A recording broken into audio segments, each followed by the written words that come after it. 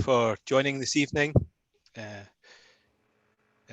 Just David Henderson, Chairman of Dalry Burns Club. So it's a great pleasure to host this evening with Bob Wilson, who will give an illustrated talk about his childhood growing up in Ayrshire, as well as some of his songs and narratives over the intercoming years. So I just want to thank everyone for joining, and I'll hand it over to Bob. So thanks and welcome, Bob. You're a bit nervous, is it? Oh, was that still? Am I still on mute? Was I on mute now? No, you're okay. Good. First, I hope I'm not on mute. No, we can hear you. Okay, right. So, first of all, thanks very much for the invitation. The thumbscrew marks are still present in my hands. So I want to start by explaining how this evening came around, first of all. Every so often I will browse the internet to see if any of the songs I wrote are still around. And most of these songs I wrote over 50 years ago. So I was doing this and I found a guy singing Alexander's Threshing Mill. It's a song I wrote when I was 19, and at that time I was living at Meadowhead Farm, which is 2.5 miles outside Irvine on the Old Ayr Road. Over the 55 years since I wrote this song, I've received various phone calls from singers, mainly from the northeast coast, who said they'd won a ballad competition, or they were singing this song, and possibly also the sheep dip song, as I call it. This time it was a bit different though, because the song was being performed on YouTube, and the singer came not from Aberdeen, but from Ayrshire, Dalry even. I expect songs to change over the years. My songs have never been recorded, so they form part of what would be called the folk tradition, where one singer hears a song from another, and after 10 singers have heard the song and repeated it, you're a long way away from the original. And we'll look at that a bit later. While I accept that songs change, tunes change, words change, even titles change. And say, go on mute, because when somebody speaks. James, when he was singing, committed the cardinal crime. He had changed the name of my old farm worker friend, who was called Neely, into Nelly. And the sheep dip song, we have the line, Old Nelly at the gate. Now that didn't ring true with me, so I thought it was important that Neely, who was our living farm worker, Neely came from Donegal, and he was present in the farm before I was born. So Neely has babysat me. He gave me pocket money when I was young, and I worked with him in the fields. So I thought the change from Nelly or Neely to Nelly was a step too far. So I wrote to the Dalry Burns Club, and they kindly put me in touch with James Dippy. One thing led to another, and here I am. Can I say that coming out of retirement after 55 years to do any kind of performance of these songs just fills me with terror. I think people said I should enjoy tonight. I will enjoy tonight when the last song is sung and I can have a glass of water at the end of it. So hopefully,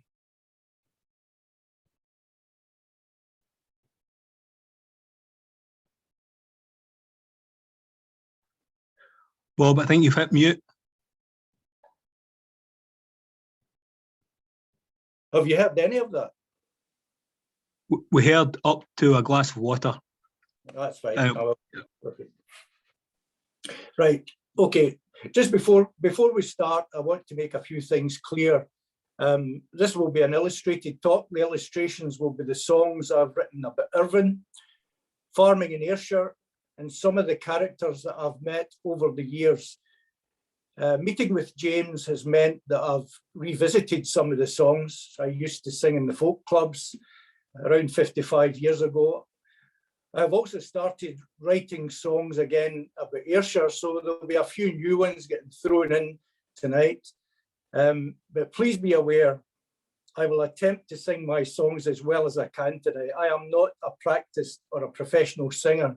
I do most of my singing in church now, so I haven't sung much in public for over 50 years. The other thing I would say is I normally accompany some of these songs on guitar, but James has advised me that guitar doesn't work well in Zoom, so all my songs will be unaccompanied. I will sing bits of some of the songs, and I will sing a few songs in full.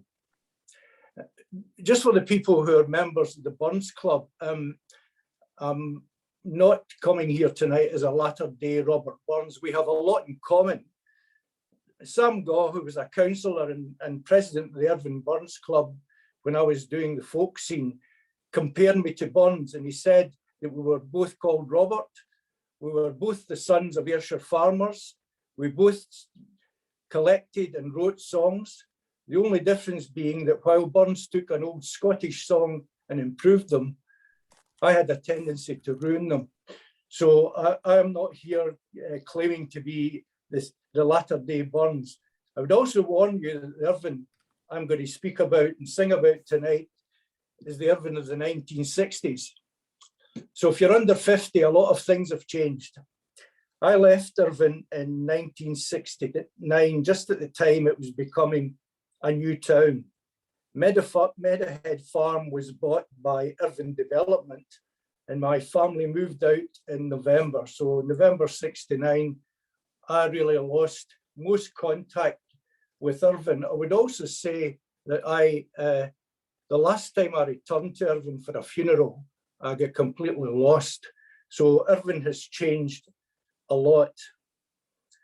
I would also say that, I said this at the beginning, that my cousin Mary can trace Wilson's back to 1700. We must be the most boring family in the whole universe, because Wilsons have always farmed in Ayrshire, always farmed near Meadowhead. So when Irvine Development bought the farm in 1969, that was almost 3 centuries of Wilsons who had lived within a few miles of Meadowhead and farmed the land there.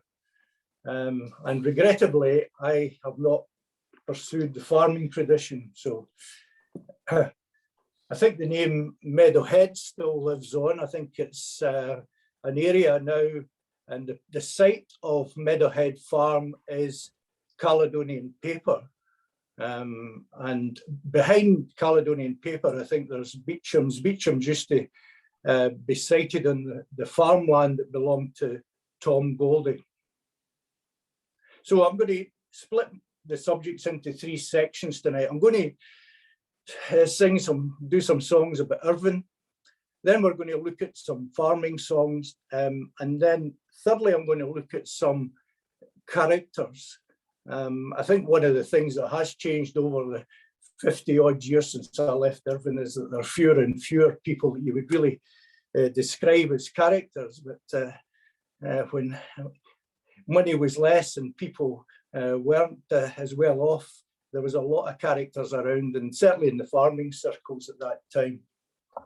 Could also say that James will give a proper rendition of 2 of my songs within the sections that I've mentioned.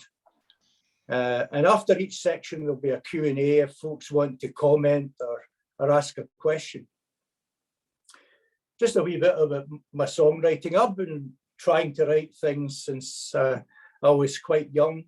I've never been a musician. I used to play rhythm guitar in a beat group from Irvine. And I did that for a couple of years. But when I went to university in 1965, I couldn't attend the rehearsals anymore. So euphemistically, I left the band. In other words, I was kicked out.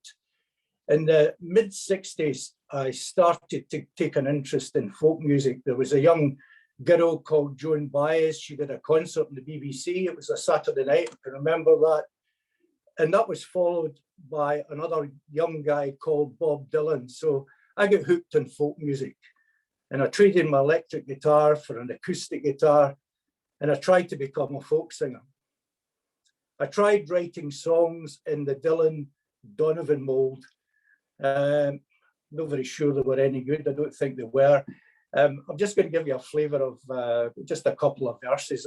One that I wrote called "Fortunes Are There for the Finding." So this kind of goes, where the white crown sea rolls its carpet of blue, far over the ocean sands lining, that's where, my love, I'll go walking with you.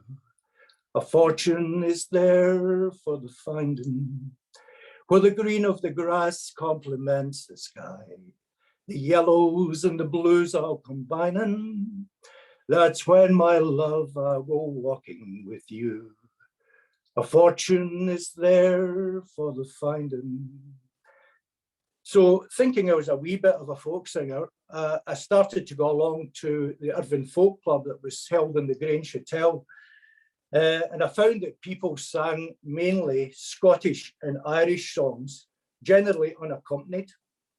So I started buying Clancy Brothers LPs and learned a bunch of Clancy Brothers songs.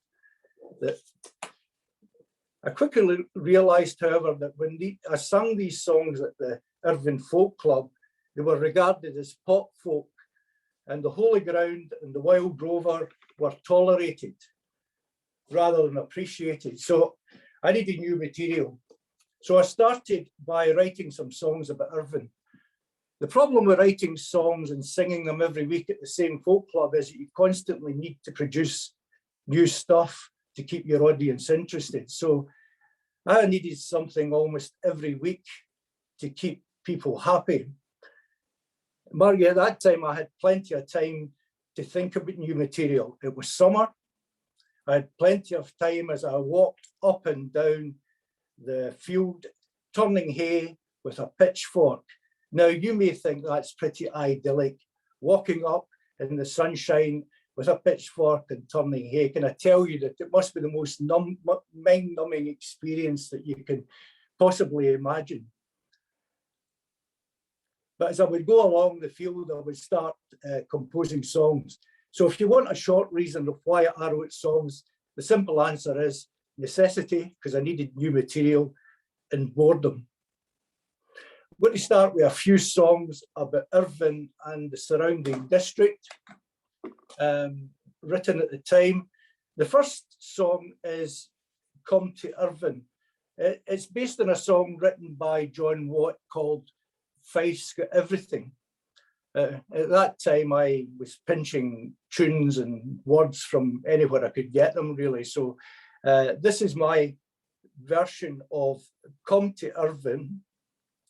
It was never adopted for some peculiar reason by the Irvine Tourist Board. So I'm going to start by singing that one. Come to Irvine, it's just a place for tourists. See the bathing beauties parading in a row. Big ones, small ones, finest in the country. If you're after talent, Irvine's a place to go. Miramus races, oldest in the country. Clydesdale chasers, round the course they go. Thunder can't be, it's just the Cape Horse Derby. If you want excitement, Irvine's a place to go. Eating places, finest in the country. Redburn Hotel, Peroni's and Wee Joe, Bramante, hardly the place to take your auntie. For a gourmet experience, Irvine's a place to go. Before I sing the next verse, a couple of things. If you're my age, you will remember that Mark Spitz and David Wilkie were swimmers around the 60s and 70s. But just a wee lesson on sewage treatment before I sing the next one. In the 50s and 60s, sewage was, the treatment of sewage was called primary treatment. In other words, it was screened to take the solids out of the water, which then went to below the high tide mark. Nowadays, of course, we have secondary treatment and even tertiary treatment, which means that the water coming from a sewage plant is pretty clean. In the 1950s and 60s, it was not quite so clean. So this is a prelude really to the last verse, so that you're in the 60s rather than in the 2021s. Golden beaches, finest in the country, see the spits and wilkies thrashing to and fro. Solids in the ocean means you're just going through the motions. If you fancy dodging jobbies, Irvine's a place to go.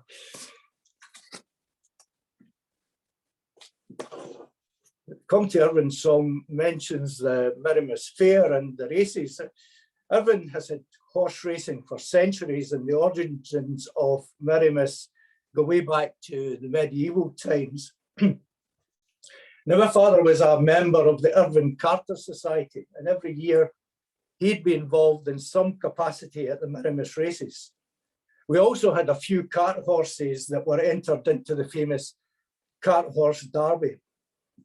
I can't imagine being a jockey on top of a Clydesdale going at speed. That must be one of the most frightening things that you could do. However, every year we had 4 or 5 cart horses charging around the course at Irvine.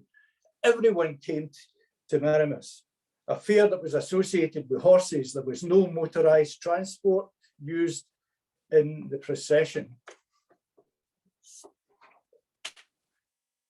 I wrote a wee song called At the Mirimus Fair. I was just sing a couple of verses of that to lead me into my next one. The whole town population had come down one by one. There was people there from Troon and Ayr just to join the fun. From all across the county, in fact from everywhere. Everybody is heading to the Mirimus Fair. Most prominent are the caterers who claim to run the show. They made all the preparations, now things are good to go. They'll be leading the procession, and of this you can be sure. They're going to have a whale of a time at the Mirimus Fair.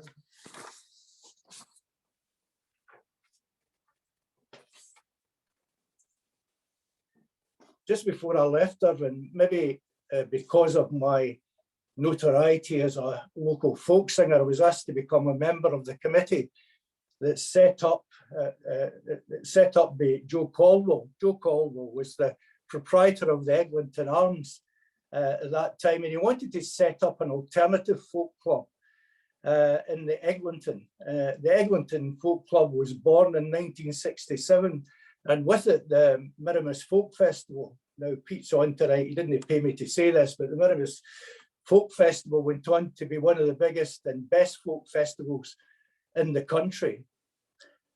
The first folk festival, the only one I think I've really attended, was only a week long. My main memories of that are of a young Shetland fiddler who was so shy that he played with his back to the audience all the time. So he eventually became pretty famous. That's Ali Bain. There was also a relatively unknown couple of guys from Glasgow, and at the Friday night concert, the taller one's guitar was destroyed when someone inadvertently fell on it. The audience had a whip round, and a new guitar was eventually bought. Billy Connolly probably doesn't need that kind of charity anymore, but my personal memory of that particular week was singing my version of the Four Marys at a concert in Seagate Castle, a place where Mary Queen of Scots allegedly stayed when she was at Irvine. Now, this song was a bit of a novelty in the 60s as it featured a wee boy who became a Mary at Mirimus.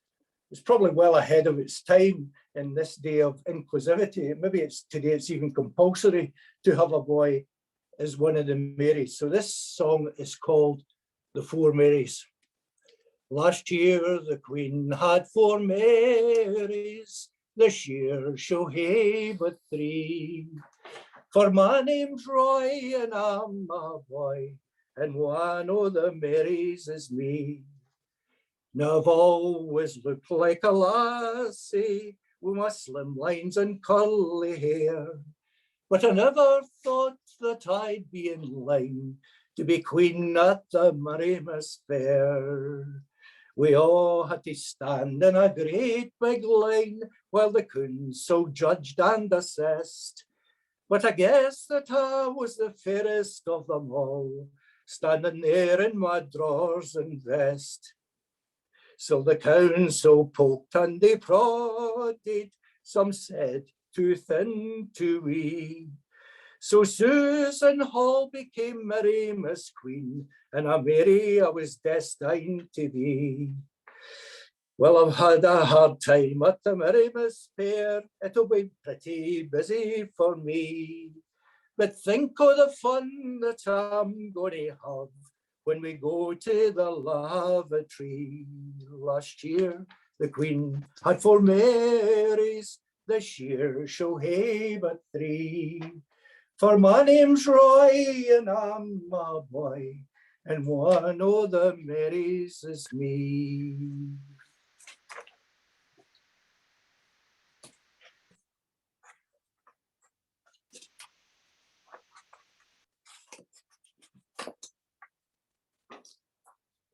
In those days, distances were quite long. Getting to Kilmarnock was a 2-bus journey for me, and getting to Ayr took about 45 minutes in the AA buses. I have sung songs about Ayr. I did a song called The Palady Dance, Bobby Jones. I have never been in the Bobby Jones. The only time I ever tried to get in, one of the girls I was with had trousers on, and we were not allowed to enter the premises. I've also written a song about Kilmarnock, getting back from Kilmarnock, called 9 and a Core. But I want to sing 2 songs about things a bit closer to home in terms of Irvine. The first one was one of my more infamous songs. It was called Dreghorn Girl. I won a talent contest in Arbroath singing the Arbroath version of this, Arbroath Girl. I've also been chased from the BP club in Grangemouth by a group of very unfriendly Bernesians who didn't like Bowness Beauty. Strangely, when I sung this song in Ayrshire, nobody ever presented me with a problem, but I guess that's because nobody ever wants to admit that they come from Dreghorn. So this is the song Dreghorn Beauty, just a flavour. We met at the dancing at the Bobby Jones. You were purchasing, buying, getting for money 2 ice cream cones. My heart was frozen. Girl, it almost hurt. You had dropped a wafer down the front of my shirt. Oh, Dreghorn Beauty, I loved your smile. I loved your perfume. Smelt like diesel oil. And when you kiss me, my stomach starts to swirl. I will be true to you. Only you will do. My only Dreghorn girl. I think James remarked that Nicola Sturgeon comes from Dreghorn. I have to point out this song was written 4 or 5 years before she was born, so it certainly wasn't written about her. The next song is about co-winning, and it's called the Durham Sunday School. Durham Sunday School is a pitch and toss school. I've already spoken about Neely. Neely McElhinney came from Donegal, and Neely was a serious gambler. He attended the Durham Sunday School each week, and he told me a wee bit about what went on there. But most of the information I got for this song is based on a BBC Panorama documentary that was narrated by a guy called Fife Robinson. You probably remember Fife Robinson, deerstalker hat, and here I am because I'm standing here. The Durhams was a serious pitch and toss school where folks could gamble a lot of money in the outcome of 2 pennies being spun in the air. I remember nearly coming home one very wet Sunday evening and hanging up around about 50 soaking wet £5 notes over the front rail of the Rayburn stove to dry. Now, 50 £5 notes in the 1960s would be big bucks. So there's a lot of money changing hands at the Durham Sunday School. The Panorama documentary was not welcome by Neely. He didn't want his sister, who was a very strict Roman Catholic chapel attender, to see that he spent his Sunday afternoon gambling. So Mrs. Toy, that's Neely's sister, assumed that Neely spent his time in chapel. But Neely had a very strange view of the Sabbath. He did go to the chapel on a Sunday morning, but believed that religion for him stopped at midday, and he could then attend his other Sunday school in the afternoon. He was there for the documentary, but he kept a very low profile. But just at the end, he appeared over the hill, plain for all to see. Neely spent a very nervous 2 weeks until he learned that his sister hadn't actually seen the program. So this is a song called The Durham's Sunday School, if I can find it.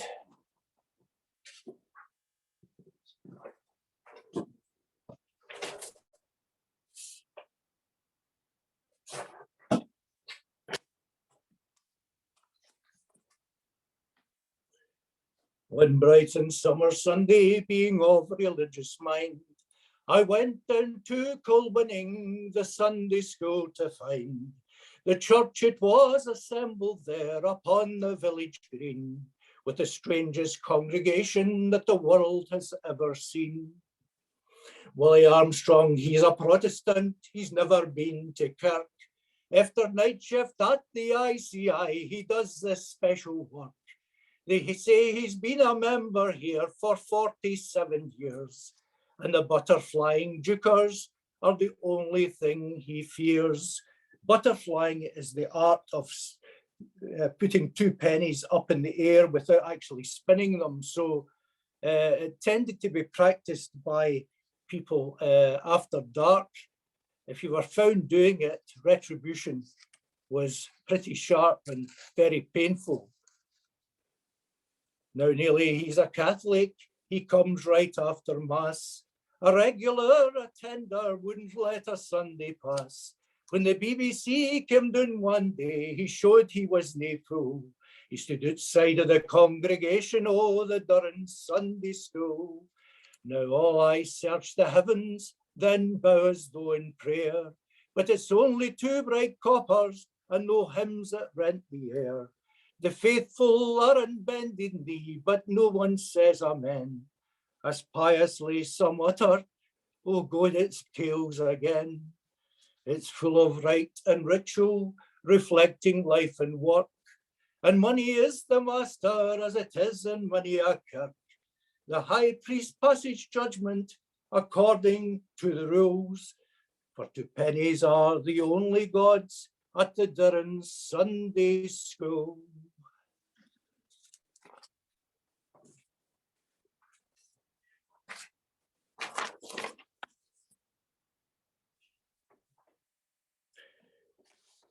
I've got a number of other songs about Irvine and district, but I want to close this section with a song. It took me about 30 years to write. I started to write this song just after I left Irvine, when I guess the emotion was nostalgia. There was a couple of verses, and then I finished it 30 years later when most of the nostalgia has gone. But this is the Irvine that I left in 1969. Things will have changed a bit since then. Do you remember Irvine town?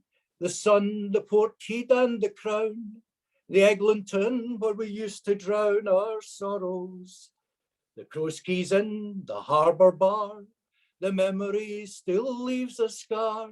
Oh, it once was good to take a jar in this town. And while these things have changed now, there's still a picture in my mind of the Irvine that was yesterday, that we've sadly left behind. Do you remember Mama's chips that broke your teeth and cut your lips? Red cola drunk in penny nips and Pieronis. Gina's nuggets, what a dream. Joe Bramante's great ice cream is McCallum's that would make you scream with certain pleasure.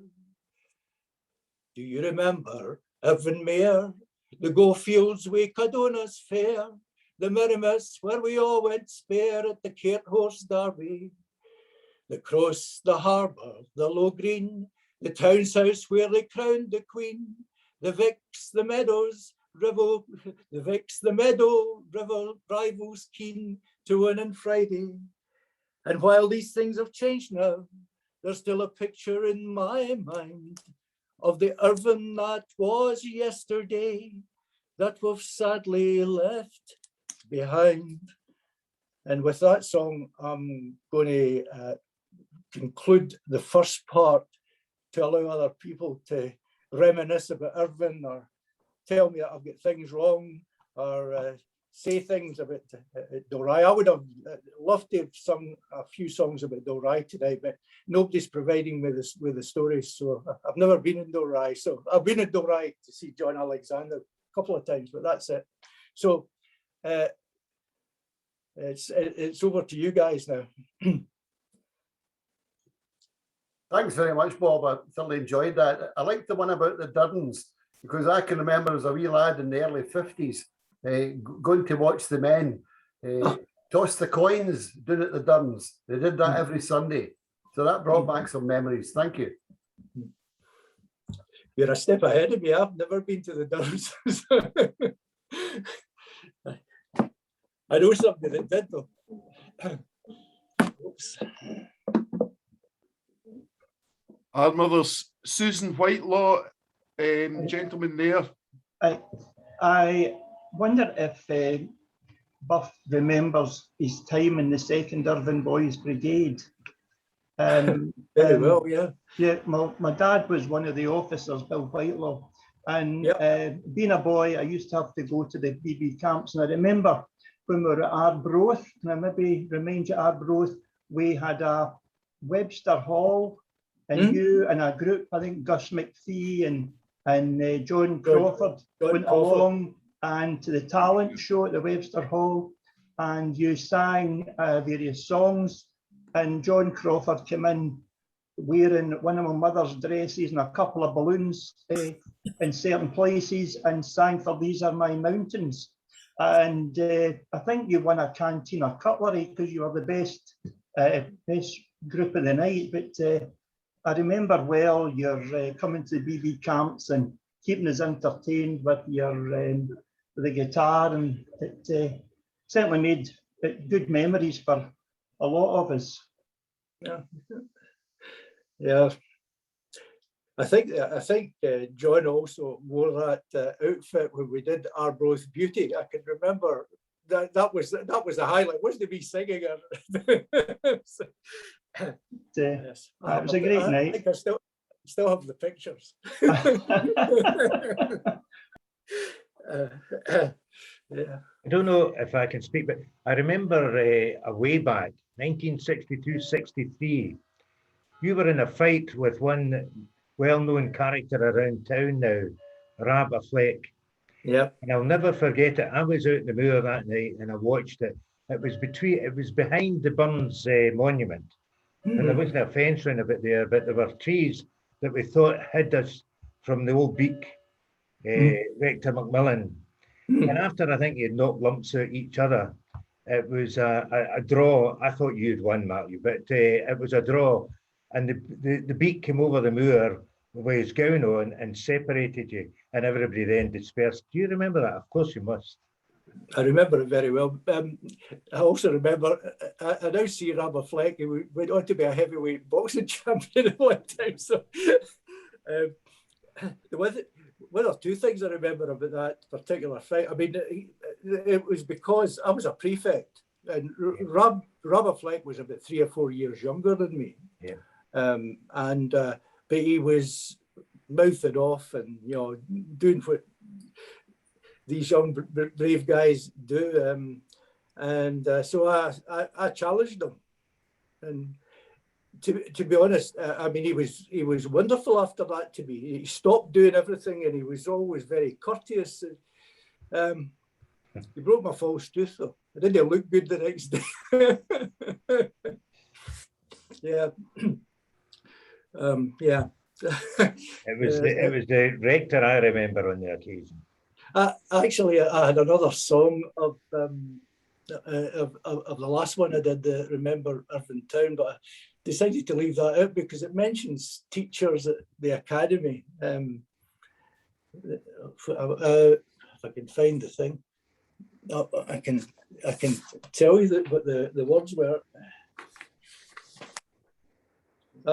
Yeah, I went. I don't know what primary school you went to, Brian. I went to Loudon, Montgomery. So well, I went there as well, which was the biggest mistake because my father was a head teacher. That was when I was there. But then before that, it was Mr. Irving who would be there when you were there. Yeah. Because my dad only came back. He came here in 1959, so that would be after you left and had gone to the Irvine Royal Academy at that point. Yeah. I have to say that in my lifetime, I take great delight when, particularly I'm over Northern Ireland, there was a lot. I used to say when they asked me what education I had, I said I went with the IRA. Yeah. No, this verse says, I'll sing it because it's easier. Loudon Montgomery Public School, the playground where we learned the rules of how to make big groping fools of the guys for Bank Street. The academy way, it's Baldy Heat, Stasher Murray, Happy Reed, each trying to plant the fertile seed of education. Do you remember Stasher Murray, Happy Reed?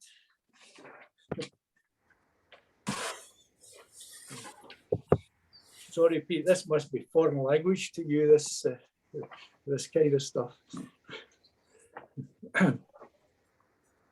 Didn't like football, and we used to have to go to the Vineborough to play, and it was always rugby in the winter and cricket in the summer. Two sports that I've never particularly liked a lot. Well, I played both rugby and football for Irvine Royal Academy, so that's... Bob, would you like a quick break? A very quick comfort break for everybody and be back in 5 minutes? Would that be convenient? It would let me get my throat back together again. Yeah, is there any way I could ask you to angle your laptop slightly to the right, please? Yeah, further round, please. Further, please. Excellent. I think... Is that better? No, the other way, thanks. That way? Yep, perfect, thank you. Shall we be back in a couple of minutes, everyone? We'll just keep recording if you want to chat. Yeah, sounds good. Thank you. Aye, yeah. Well, certainly a Conan boy. My memories of the Duns are not as salacious as that. Gambling and all these bad things down there. So. But then learned a few tricks at Irvine Rugby Club, mind you, which has always been fun. So. I made my rugby career finish when I left school, so. Yeah. Always said that Irvine Royal Academy, it's only people that couldn't get into the football team that played rugby, so it's... I always felt when you're playing rugby, you're passing maybe like 10, 15 yards, whereas if you're playing football, you're kicking that ball quite far, and as a spec wearer, there's nothing worse when that ball's coming out of the sky. David, it was because you couldn't play football. I played football. I could tell you all about it. You know, I played against Irvine and all the teams, so co-winning and the great times. Yeah. Irvine used to beat the BB football teams in Irvine, and there was 4 different teams then. Yeah, that's right. It was 4th Irvine, 3rd Irvine, and they were always hard to beat. They were always good teams, and they were hard as nails, you know. So hard teams to beat, but good times as well. It was. I was in 2nd Irvine. So. Aye. I was in 1st Irvine, which won the Simpson Drell Shield well before the 2nd Irvine get near it. Well, it was always a 4th Irvine for my time, but I was there, Brian. I don't remember not winning the the Simpson Drill Show. So there we are. We used to get taken up every year when we won the drill shield. We were taken to the cinema in Glasgow to see the great movies of the time, Ben Hur and all that kind of stuff. Sound of Music. And Ben Hur, yeah, that's it. Remember that. Dr. Zhivago as well. Nice.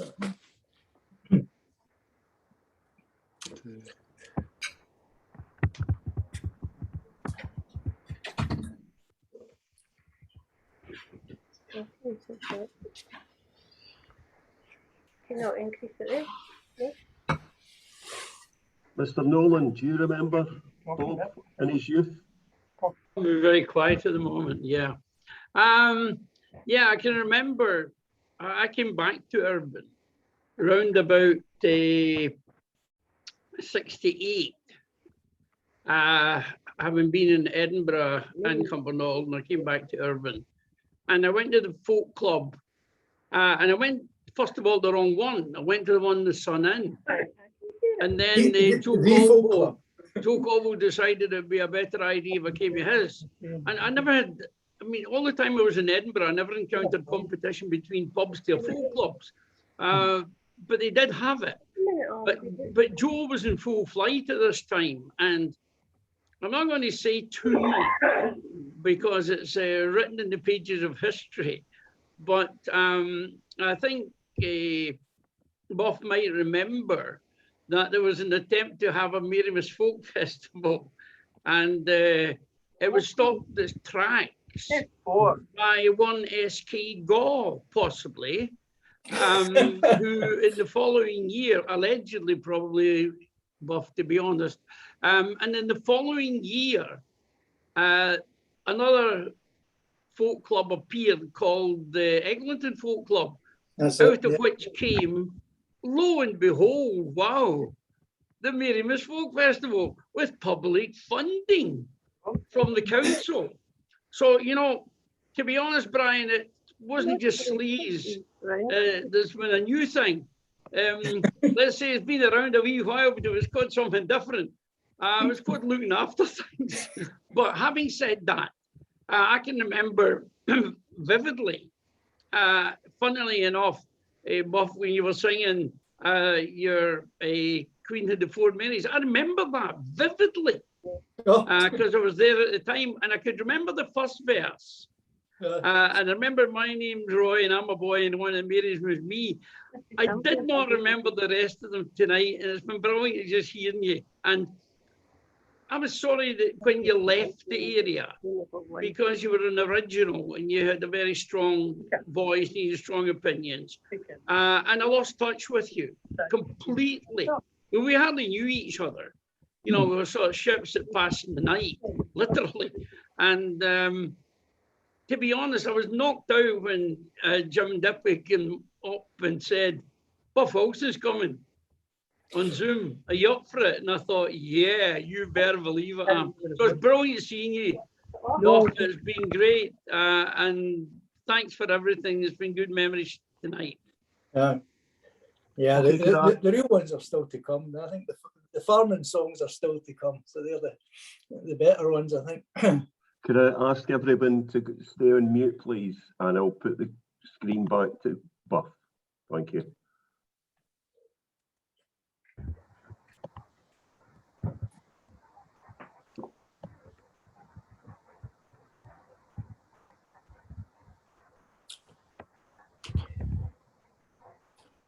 Are we good to go, Armour? Yes.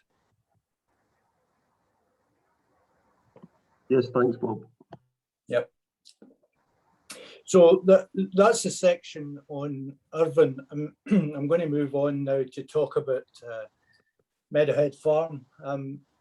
So for the first 20 years of my life, I lived at Meadowhead Farm. Meadowhead's a 250-acre farm on the old Ayr Road. It was a farm that did almost everything. We had 2 Clydesdale horses. We had a milking cow, just one, 50 beef cattle, about 200 sheep, about a dozen pigs, a lot of chickens. Sometimes we had turkeys. We had a couple of sheepdogs, and we had a large number of feral cats and a large number of hens. We also grew everything. We grew hay and oats and barley, potatoes, carrots, and turnips. I think this was probably much like most of the farms around. Some of them did more dairy than we would do, but otherwise, most farms tended to do most things. My father owned and ran the farm. My father was one of four brothers. All my father's brothers left before I was born and went off to farm in England. So my father was left with the farm. So he ran the farm, and Neely McElhinney from Donegal was his living right-hand man. I sort of try and say that the farm had two wings. One wing was where the family lived, and up the other stair at the far end was where Neely lived. So Neely features in most of the songs. Generally, I refer to my father in the songs. Meadowhead also had two fairly unique features. Kilmarnock Sewage Treatment Works was in the grounds of our farm. This meant that we had the best farm road in the whole country. As a teenager, we used to try and sneak into the works, and I've written a song about that called Truth, Dare, Command, and Promise. I'm not going to do that tonight, but it really is a song about what teenagers got up to and how they can be alarmed by some of the things they find. The second feature was in 1935, my grandfather, who was also called Robert Wilson, everybody referred to him as Old Bob, he rented a field to several people from Glasgow who wanted to set up a holiday camp. Now, this camp was called Meadow Park, and it disappeared in 1969 along with the farm. Meadow Park was really Glasgow by the sea. It was run by a committee, and they appointed a caretaker to look after the day-to-day running of the site. Like most farms around us, Meadow Park was a farm whose days were numbered. In the early 60s, my father already knew that at some point, Irvine Development was going to take over the farm, and he would have to leave.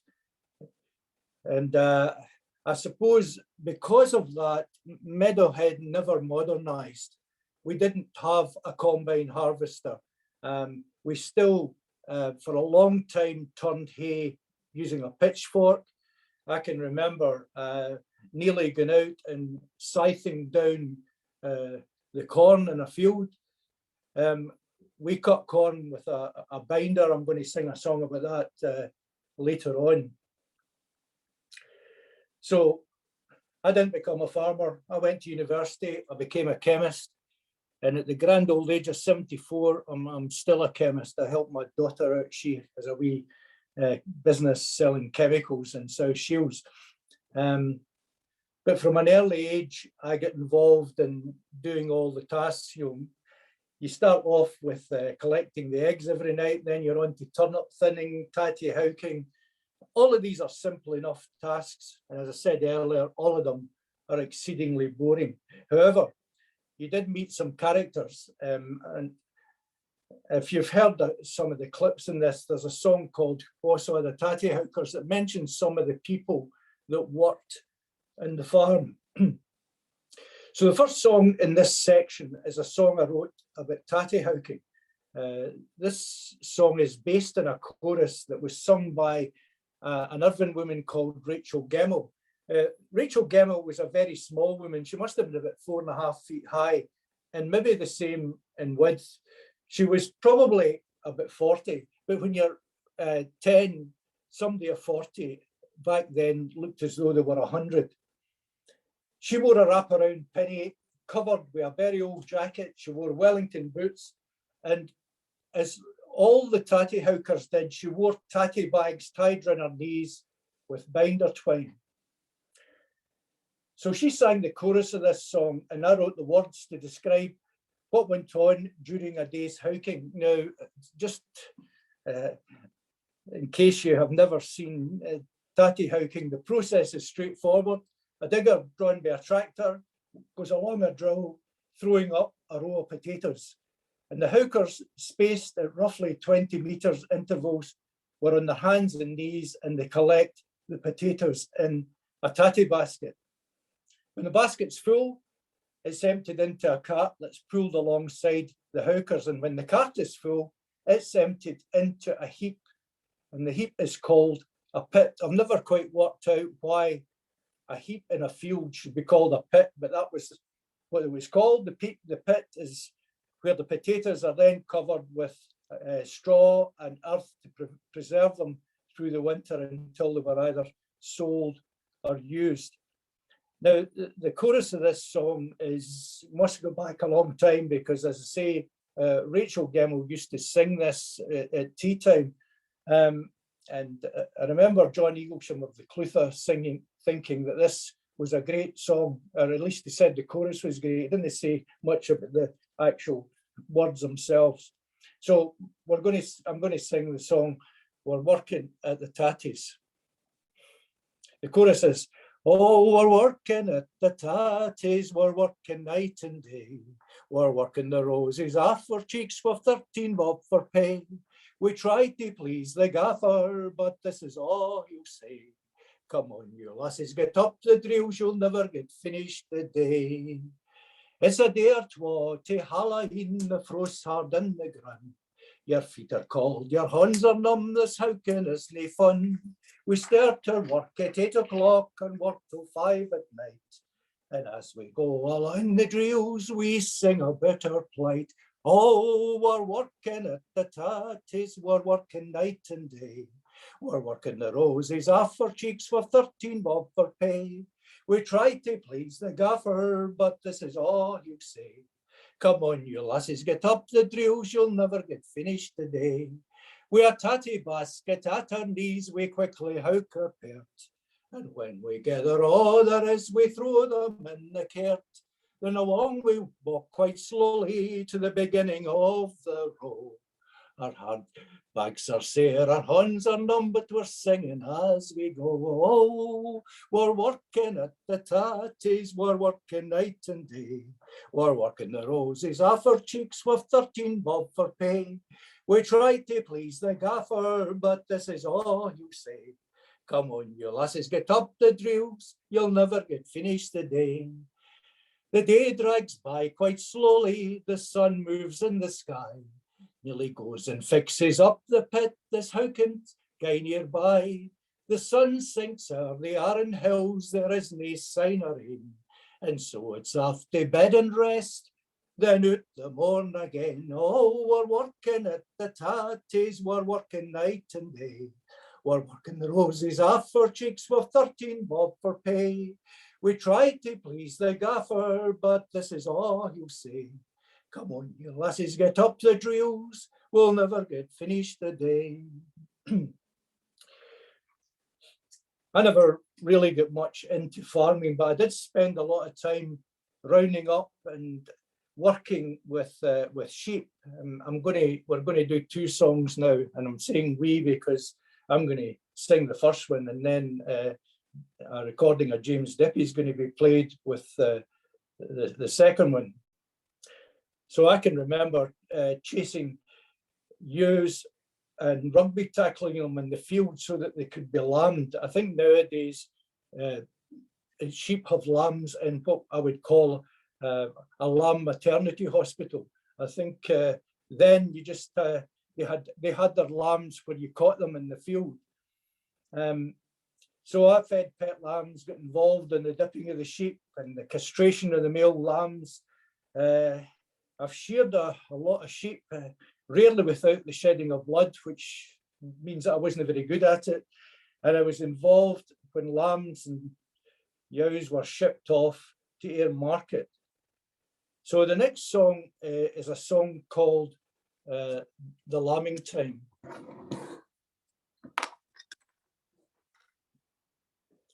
There's nae rest for the farmer, nae shelter for the gale, for he must early to the field, and he must never fail.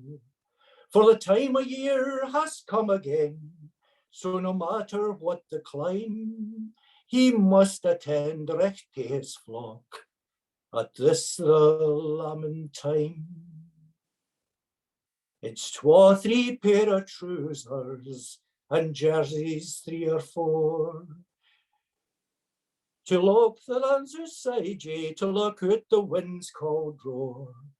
My God, why were these pair wee things no born when the days were fine, instead of born shivering weak at this the lambing time?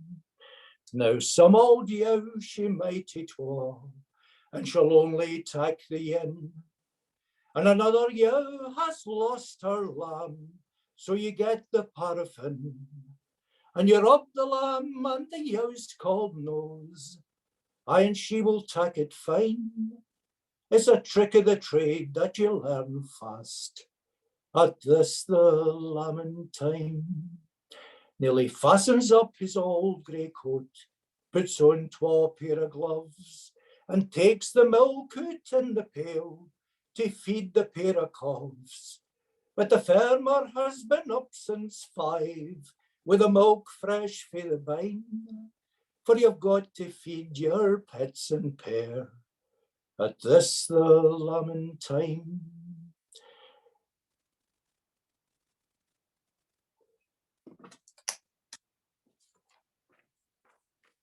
Sorry, I've lost a line. There's automatic balers for diggers, sowers too, to make a man's life easy, and this they surely do. And although there's trailer saws for scattering out the lime, you've got to depend on nature at this the lambing time. Apologies for that.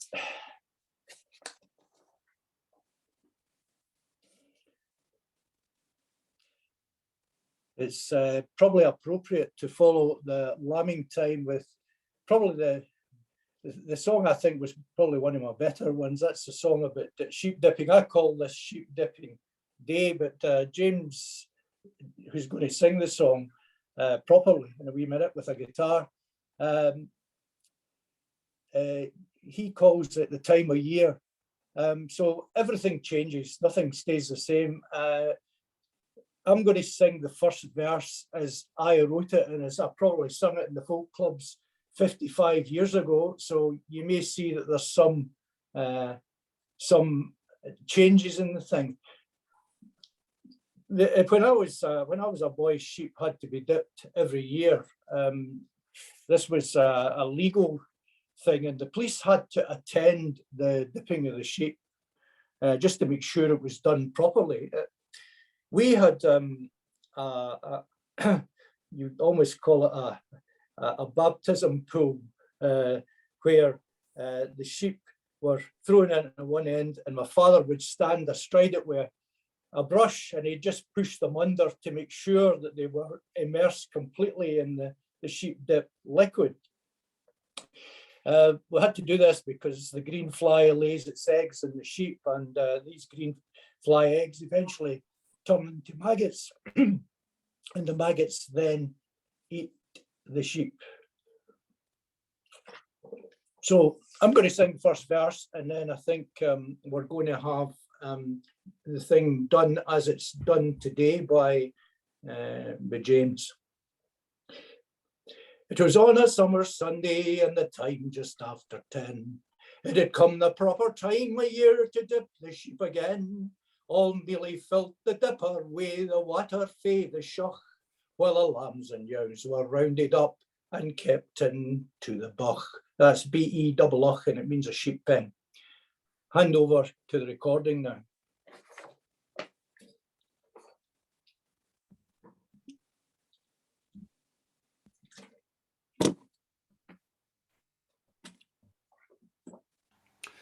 This is a song that Bob wrote about 50 odd years ago. It's called The Time of Year for Dipping Sheep. It's based locally, like just about all his stuff. Listen to the story, it's a great wee story, a great wee yarn. I hope you enjoy it. It was on a summer's Monday and the hour just after 10. The time of year for dipping sheep had come round once again. Old Nearly filled the dipper with the water frae the shach, and the lambs and ewes were rounded up and keep it in the bocht. The sheep dip stuff was well mixed up with water in a pail. Some DDT was added frae the bottle at the rail. We couldna get right yoke it until the police came. Then above the noise o' the beasts came a van load o' the same. We soon had started dipping and all nearly by the gate. He kept the beasties running through at quite a decent rate. They plunged into the dipper and swam out one by one, and Feyther shoved them underneath to make sure that they were done. Now the flies and clegs were buzzing and the sun was in the sky. A policeman took off his sack and said that he was dry, but Feyther minded he'd booked him when speeding to your sail. So he said, "You're welcome to all you want for the bottle by the rail." Well, the bottle it was coloured green, but the label had been lost. The bobby knew its contents soon after to his cost. He coughed and he spluttered and then said words just three, in cute alliteration, deal damnation, DDT. My Feyther started laughing and the bobby made a rush, but Feyther deftly stepped aside and hit him with a brush. He plunged into the dipper for he couldn't stop his run, and Feyther shoved him underneath to make sure that he was done. So if you ever come to Irvine, don't try to buck the law. You'll find that they are sharper than a newly made hacksaw, especially the constable who's known as Dipper Jim. You can bet your last 3 halfpence there ain't no flies on him. Thank you. Yeah, thanks very much, James. That's it's good to introduce some music into the proceedings tonight. So I wrote a lot of songs about Meadowhead. I wrote one following our time of leaving the farm. After 55, that was 55 years ago, it was a very, very sad time. I think it broke my father's heart, really. And the song, I wrote a song called Goodbye Meadowhead at that time. But I'm going to sing a different song. This is a song I wrote fairly recently. One of the things that happens when a farm is sold is that you have a displenishing sale. I think in Scotland it's called a roup. Basically, it's an auction and everything, and I mean everything that's in the farm is up for sale.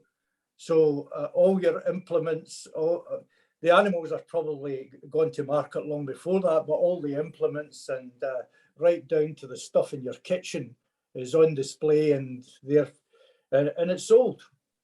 So the day before the rout, my father and I went round all the fields collecting all the porcelain feeding troughs that were round, cleaning them up.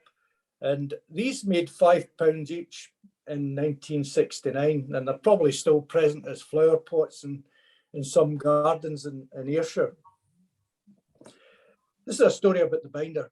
The binder was bought by my grandfather way back in the 1930s. So it cut corn at Meadowhead right up until almost 1967.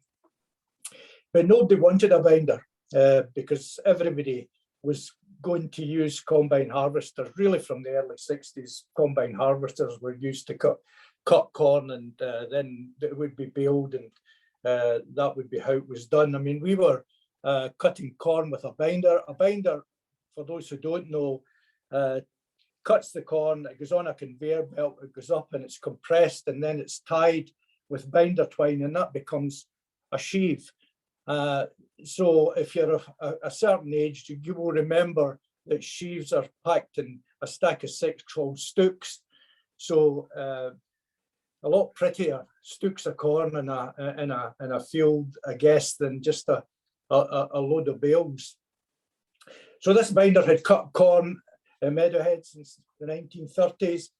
At the route, it was put out along with all the rest of the implements. And sad to say, it was the only thing that didn't sell. I think I wrote this story about the binder because it really tells the story of Meadowhead better than some of the other ones I've written. It's a kind of type of metaphor about change. We knew that our farm time was limited, so there was no upgrading. We didn't modernise too much. I think the biggest change that occurred in our farm was when my father tried to buy a second Clydesdale horse. Our Clydesdale horse died. He tried to replace it. He couldn't buy a Clydesdale horse, and he was forced into buying a much more expensive tractor. That was the biggest upgrade I think that we saw. But in 1967, I think he was coerced into hiring a combine harvester, a combine harvester that he got from John Alexander in Dalry. I think John Alexander must have been finding it difficult to get business for his thrashing mill at that time, because very few farms at that time would be producing sheaves and stooks and building them into stacks that subsequently had to be thrashed. So this is a song called The Binder. I once was new, but now I'm old. There's rich red rust where once was gold. Nae future now, my tale's been told. O' the ferment times I've worked through. A brand new binder just been made, in the showroom well displayed. Then old Bob Wilson did a trade for £20 and some tatties.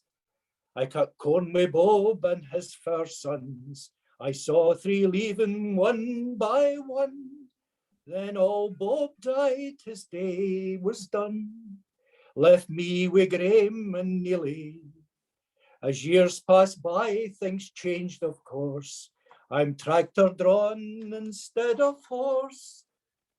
But I remain the driving force of preparing sheaves for stooking. Then one day at the harvest time, nobody greased me up or changed my twine. My day was done, I kent that fine. Graham had hired himself a combine. After many years, I was driven out. Not to cut the corn, but to stand about. I was to be sold for at a rope.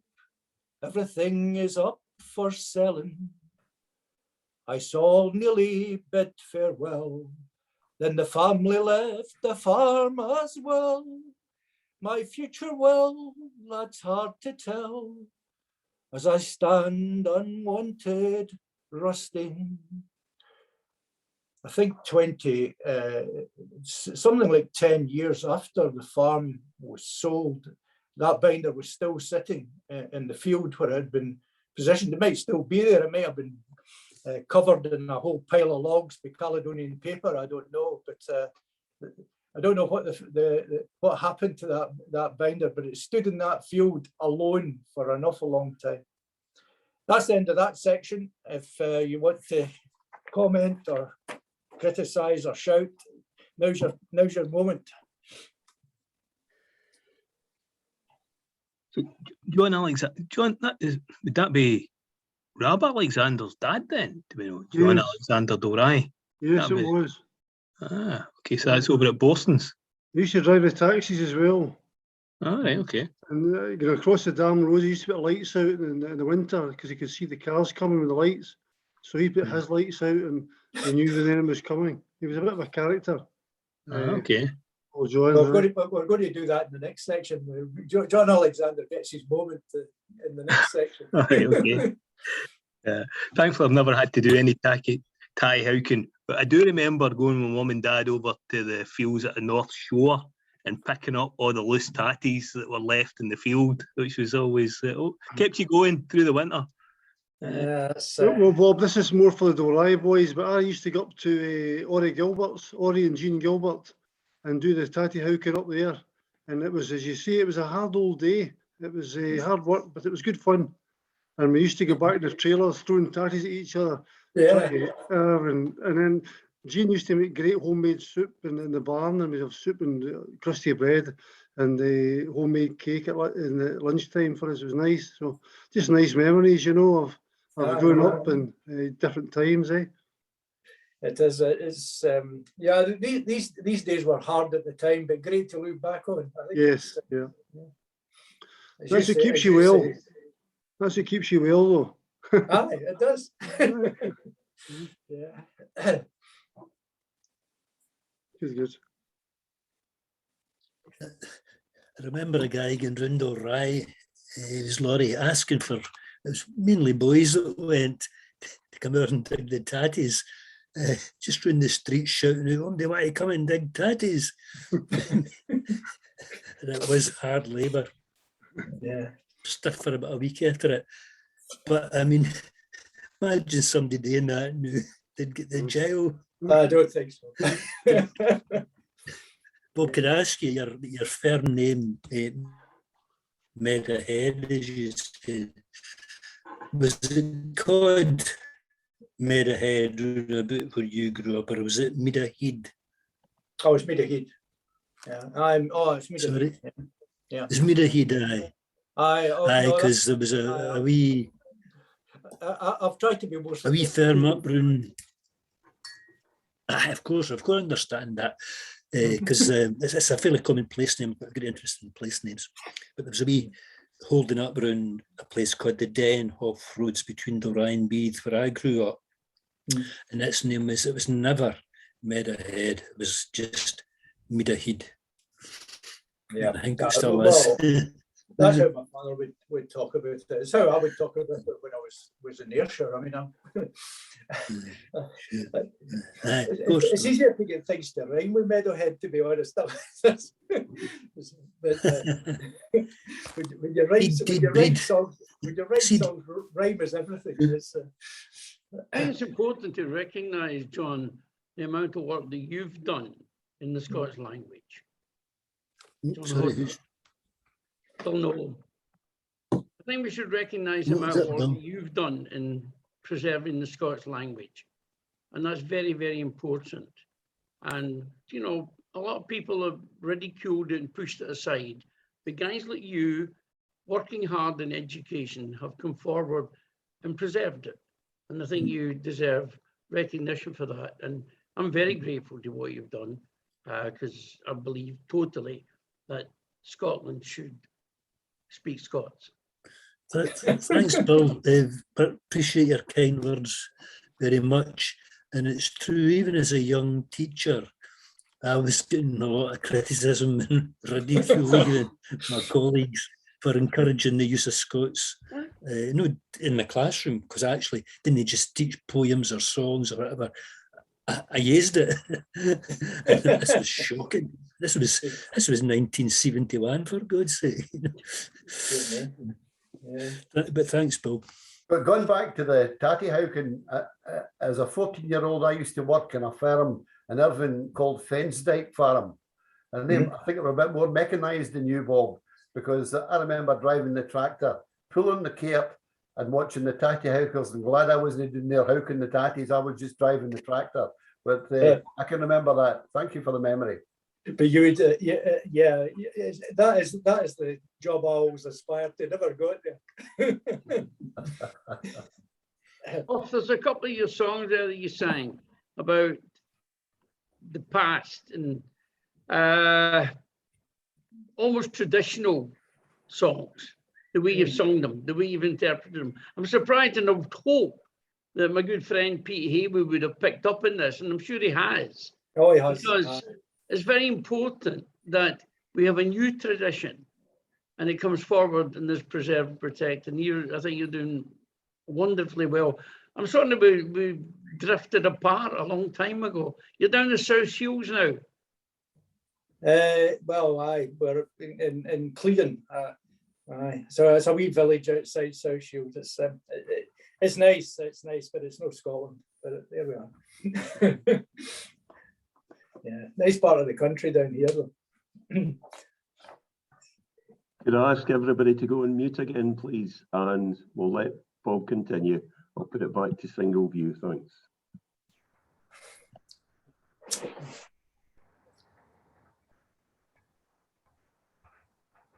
So the final section that I want to do tonight is about some of the characters in Ayrshire.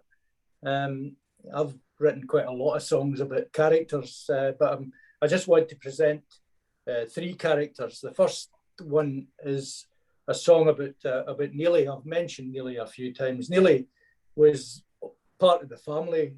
Really, he came in the 1930s from Donegal. And he really was my father's right-hand man. Neely was really a forgotten breed, I suppose. He was a horse expert, so he could plough straight for us with a Clydesdale. He could cut a field of corn with a scythe. He could carry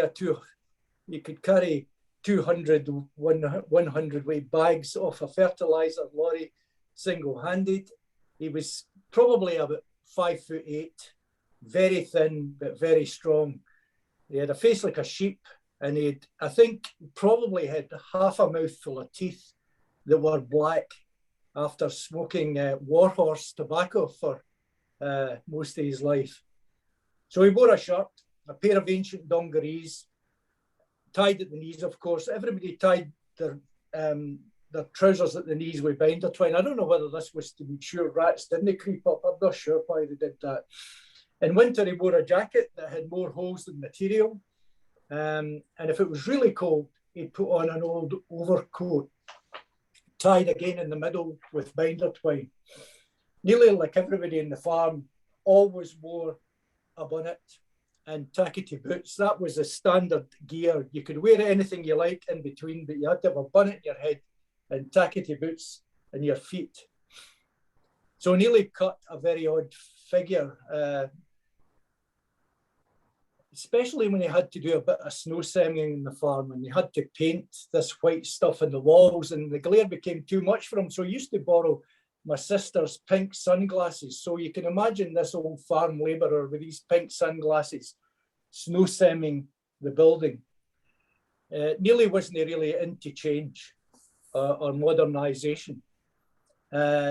Leaving the farm and the family in 1969 almost killed him. He took very badly to drink at that time, when he really knew that the life he had known was about to come to an abrupt halt. So this is a song about Neely.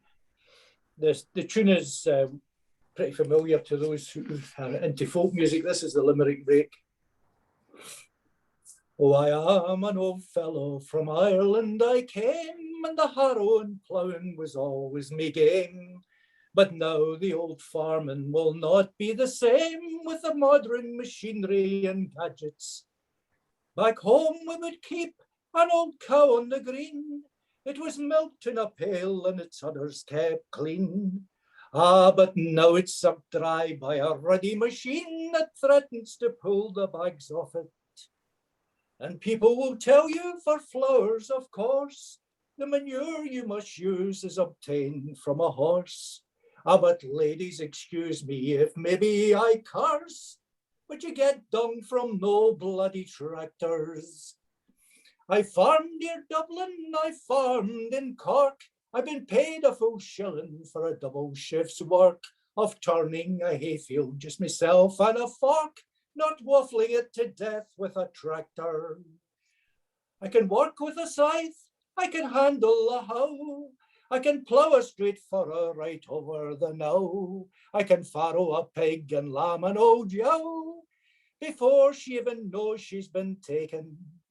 I can handle 2 horse and harrows a set, I once built a stack 10 yards high for a bed tie thin fields of neeps with my clothes dripping wet. You don't stop when your bonnet is ringing. Oh, I am an old fellow from Ireland I came, and the harrow and ploughing was always me game. But now the old farming will not be the same with the modern machinery and gadgets. So I pray to my God that he'll take me away before I've got to sit on a tractor all day. I'll look after a baler that's rocking the hay while I stand here just bored and distracted. We're going to do what we did in the last part. I'm going to sing a verse now of Alexander's Threshing Mill. And then James Dippy is going to perform the song with a guitar. I used to do this with a guitar in the folk clubs, so I'm just going to sing the first verse. We used to go up every time we had some stacks to thrash down. Meadowhead Stackyard would have, I would guess, about 20 stacks just after the harvest had been brought in, and probably every month or so we would need to go and get these stacks thrashed, turned into corn and straw. So the guy who did this was called John Alexander, as my father would call him. I can understand why you might get that confused with a woman's name, but he was called John Alexander, and in typical fashion, he wore his bonnet askew. He had a working jacket and working trousers, and I can always remember him. He's always covered in stour. Mark, I think working a thrashing mill, it would be difficult not to be covered in stour. I don't know whether it would be allowed nowadays with the amount of dust that was generated. So the process was pretty simple. Nearly stood on top of the corn stack. He would throw the sheaves onto the top of the mill. The people on top of the mill would cut the binder twine off the sheaves and feed the straw and the corn into the mill. The corn come out into bags. The thrashing mill turned the straw into bunches. These were tied twice with binder twine, and they come out one end. And at the back end of the thing came all the rubbish, which obviously is the chaff. So that was the job for the boy. That was the job I did. I get paid the healthy sum of £1 for doing that. It was an easy day's work in the sense that there's nothing heavy to carry. Chaff was pretty light, but you ended up coughing for about a week afterwards with all the dust. So this is how I did the song, and then James will sing the proper version, or the one that's in vogue at the moment.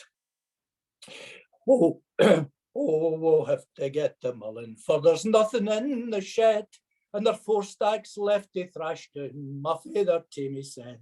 So we jumped into the motor when we'd finished way the kye, and left for Alexander's near the city of Dalry.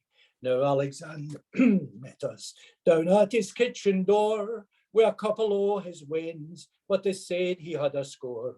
We explained the situation, and he very soon agreed to bring along his threshing mill with the utmost speed. Hand it over to James to do the song some justice. And I'll get some water.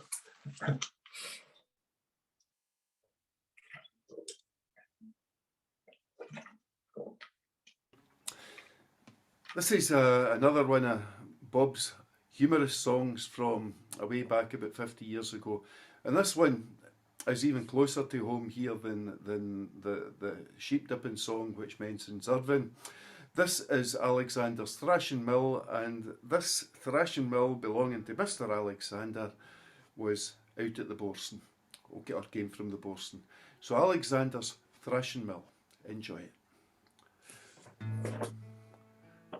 We've got to get the milling, my father to me said.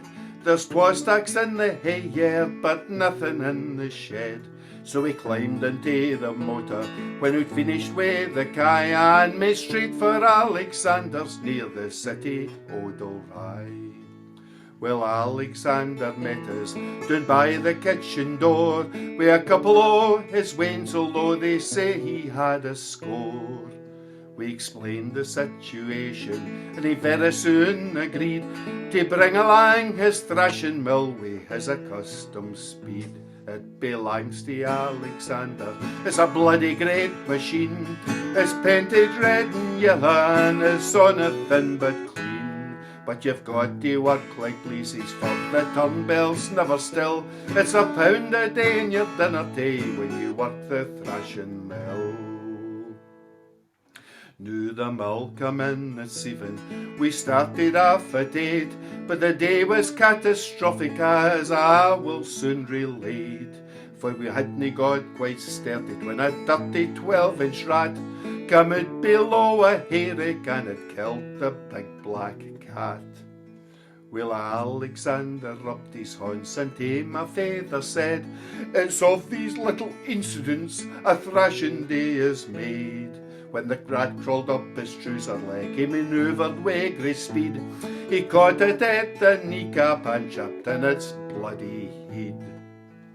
It belongs to Alexander, it's a bloody great machine. It's painted red and yellow and it's on a thin but clean. But you've got to work like blazes for the turn bells never still. It's £1 a day in your dinner tea when you work the thrashing mill. Well, we soon had got some steam up, the forks were moving fast, and Alexander caught the sheaves as they were flying past. He was catching, cutting, binding, doing very well until he tripped on Neely's left leg, aye, and tumbled in the mill.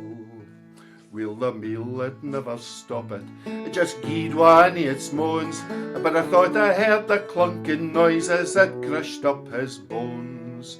'Twas the end for Alexander, a sad and mournful tale, for his legs came down the grain chute and his head was in a pail. It belongs to Alexander, it's a bloody great machine. It's painted red and yellow and it's on a thin but clean. But you've got to work like blazes for the turn bells never still. It's £1 a day in your dinner tea when you work the thrashing mill. Well, he never got by the pearly gates, St. Peter was gey brash, but maybe they'll be wanting him when it comes time to thrash.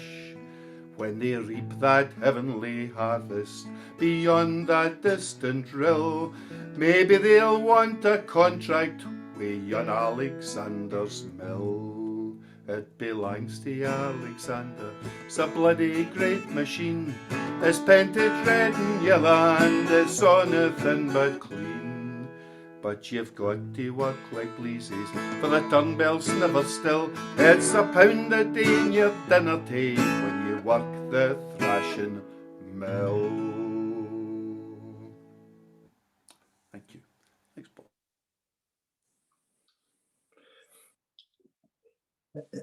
I spoke earlier about how songs have changed. The last verse that James sang there was not written by me. So somebody somewhere has decided to complete the song. I'm not sure John Alexander would be getting close to heaven, but there we are. We can work about that later.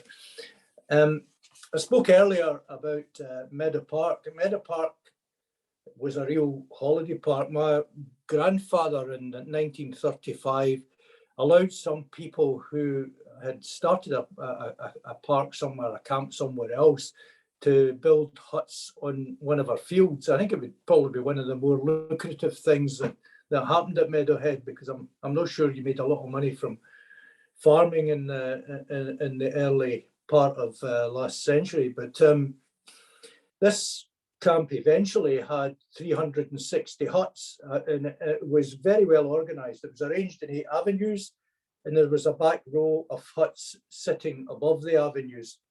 It had a main street that cut the avenues in half. And these huts came in all shapes and sizes. Many were painted red, white, and blue. Many were painted green, white, and gold. Never quite worked out why that was the case. But my abiding memory of Meadow Park was early in the morning, the smell of mown grass, paint, and frying bacon. There was no running water in the huts. Water was available at spigots at the end of each avenue. So that would be a good gossiping meeting place when you come down to get your water for your breakfast. There was no electricity, and there certainly was no flushing toilets. So huts were lit with tilly lamps, and the caretaker, who was the man appointed by the committee to look after the day-to-day running of the plant, the camp was responsible really for making sure that the toilets were emptied. The caretakers originally lived in their own huts, but then a proper home was made for the caretaker at Meadow Park, and it had electricity, it had a phone box outside, and it had running water. But in the early days, the caretaker was just a hut owner. There were 3 grocer shops in the park, and the one at the front was owned by a lady called May McClung. May McClung did a very clever thing. She installed a jukebox in the early 1960s, and the shop became very popular with the youth of the park. So as a youngster growing up on a farm, life could get pretty boring during the 2 months in the summer. So Meadow Park was a bit of a godsend to me, as every year lots of kids would come down from Glasgow and I could become friends and learn Glaswegian and all that kind of stuff. We had great football matches in the front green, dances in the big multi-purpose hall. I think Brian was mentioning that at the beginning. But the best dance of all started at a minute past midnight on a Sunday night and ended at 2 p.m. That's 1 minute past midnight on Sunday, ended at 2 p.m. And the reason for that is the camp committee were very keen that Sunday was kept for religious sermons. So the hall was used for religious services on a Sunday, Catholic service in the morning, the Protestant service in the afternoon, and nothing could happen in that hall until 1 minute after 12. I think the aftermath of the 12 to 2, as it was called, led to a lot of our corn being flattened and the population of certain parts of Glasgow being increased. The caretakers of of Meadow Park were appointed to look after the day-to-day running of the place. I can remember 5 different caretakers, all characters. But the first caretaker I remember was a guy called Wally Keary. Wally Keary was absolutely a legend in his lifetime. It's back in the early 50s when he lived in his own hut. It was reported that Wally Keary's hut had no furniture, just a collection of empty whiskey bottles. So one of the main tasks that he had to perform was to empty the toilets every Friday. And this was done with a horse-drawn tank. So the tank had a hole, and Willie would empty the Galway buckets, the toilets, into the hole in the tank. So Willie would come to the farm in the morning. He would take one of the Clydesdale horses and take it all the way up to the field where the tanker was kept. He would then start his round. And as he went round the park, his shout would be, "Bring out your honey." Willie didn't do hygiene. For lunch, he would stop at May McClung's shop. He would buy a double nugget and get straight back up onto the bogey. Mark, he probably drunk so much whiskey that he was constantly sanitised. The committee tried to get rid of Willie because of his constant lack of sobriety. And this song will tell you exactly why and how they managed to get rid of Willie Keary. once again, the song is based in some a wee rhyme that the kids used to sing when Wally Keary come round with his bogey.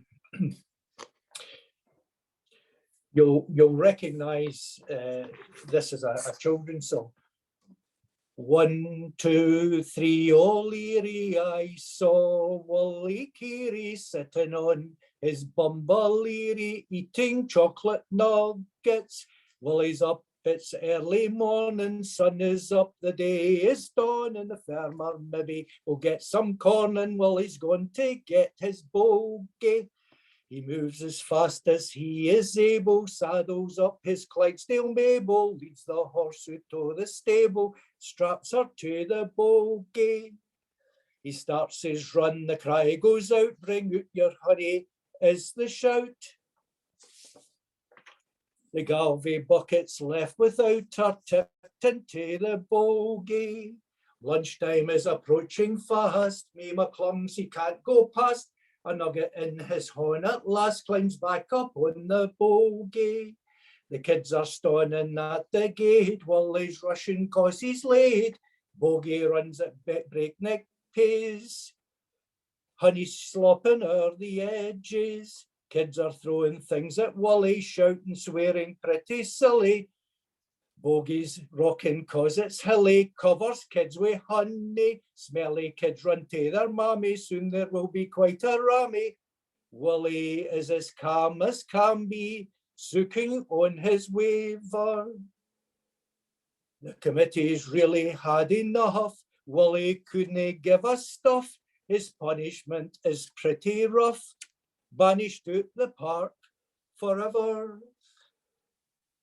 Wally had to get his hut moved. My father actually accommodated him. He lifted the hut with a crane and put it in one of his fields. And I think Wally then proceeded to drink himself to death over the next few years. However, that's me done tonight. I've probably written about 40 or 50 songs about Ayrshire. You've heard a few tonight. I've written probably a couple of dozen of other songs, so that's my full repertoire. Safe to say, some of this wouldn't have happened without the encouragement of James Dippy. James kind of looks at any new songs I've written and tells me whether I should bin them or keep them. Most of them I think are binnable. But without him, I certainly wouldn't have got back into writing songs. So thanks very much for listening, putting up with me, and now's time for final Q&A before we can all go to bed or whatever we do. Thanks, Bob. I mean, Bob, it's been a tremendous educational evening for me as a youngster here. You know, it's been great hearing some of the stories of early life growing up in Irvine. And obviously, I'm sure the folks on the Zoom session tonight will have some extra questions for you. So, yeah. Can I ask, Robert? I remember a bridge over the railway, and it was exactly opposite the camp itself. They went through the Dundonald camp, and it was so that they could go and bathe in the sea. Is that right? Have I got that right? Yeah, no, that's how I used to go to. It's Gale Shore we're talking about here. Yes. So we would go down through. You may also remember there was a radar station positioned close to there. So we would go down past the radar station, and then when you got to the golf course, you had to cross the railway, obviously, and that was the bridge. Yeah. That bridge is gone now. That bridge is away. Yeah, I think most of the stuff I've written about today is there was a shock when I learned the England Hotel had gone. But I don't know how many schools are left, Brian. Is there any schools left? The old academy is gone. Well, there's still now Irvine Royal has moved to what was Ravenspark for a time as a result of Kilwinning Academy going in flames. But the likes of St Michael's gone some long time ago, And indeed, it's now closed in Kilwinning and is now St Matthew's in Saltcoats. So that side of the thing. But the primary schools, there's actually a new one just about to be built up in an area outside Irvine, and I can't remember its name. I'm lost for words in that respect, but there's still quite a number of schools. And Montgomery Park's getting built, and Bank Street. That's where Bank Street School's gone. Yeah, it's now houses. Loudon Montgomery's still there, but in a different place. The likes of St Mark's is there. John Galt's gone; it's now housing, but in its place you've got Woodlands, and so there's Castle Park, which wasn't there when we were young, and my wife taught there for a time as well. In fact, it's quite interesting. People come up to her and say, my grandmother used to be at school with you, and that makes us really very young thinking about things like that. But you know, it's an interesting thing. I'm an interloper. You weren't, but I was an interloper. I came to Irvine when I was 10. And so I've always been known as an interloper, but it's not as bad as people. And I always remember a guy called Hutchison from Draycorner, or we thought he was, but his mother went to visit one of her neighbours, or one of the people up at Pearson Row, and she had the baby there. She had the boy Hutchison there, and he's always been known as an interloper in Draycorn.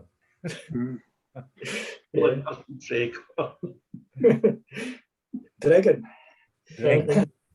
Bob, of course, the original Irvine Royal Academy, which was the red sandstone building, it still stands. It still stands to this day. It's now offices. Yeah. Is St Andrews, is that an Irvine school? No. St Andrews? No, that's the church. There was a church called St Andrews. Right, okay. Not sure if that's there either, but that's there was St Andrews and Saltcoats, but that was demolished and it's been replaced by St Matthew's. No, again, before St Andrews, I think it was Saltcoats Junior Secondary. Right. No, just going back to my football time, I used to play against Big Roy Aiken. I was with the Garnock Academy, and he was with the St Andrews School. And I thought St Andrews was in Irvine for some reason, but I may have mixed up. I don't think so. It was in Lake Dykes and Saltcoats. Right. Aye.